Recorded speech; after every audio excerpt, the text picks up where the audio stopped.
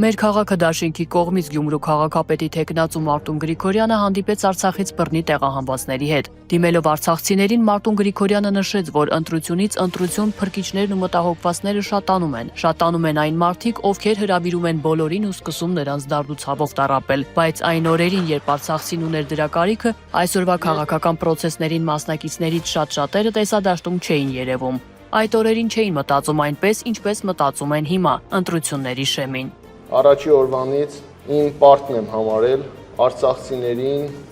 թիկուն կանգնել, արցախցիների կողքը կանգնել։ Արցախցիների կողքը կանգնել հասկանալով ու գիտակցելով, էլի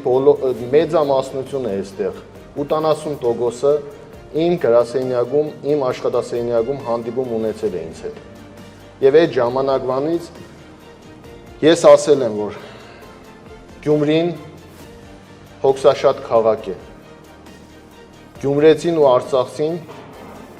բախտագիր ժողովուրդ են։ Մարտուն Գրիգորյանի համոզմամբ գալու է այն օրը, երբ բոլորս կրկին հանդիպելու ենք Արցախում։ Իրենց խոսքում արցախցիները շնորհակալություն հայտնեցին Մարտուն Գրիգորյանին մշտական հոգատարության, արցախցիների հոգսերով ապրելու ու նրանց խնդիրներին լուծումներ տալու համար։ Արցախցիների հանդիպումը մեր քաղաքը դաշինքի առաջնորդ Մարտուն Գրիգորյանի հետ ավանդույթի համաձայն ավարտվեց ջերմ մթնոլորտում։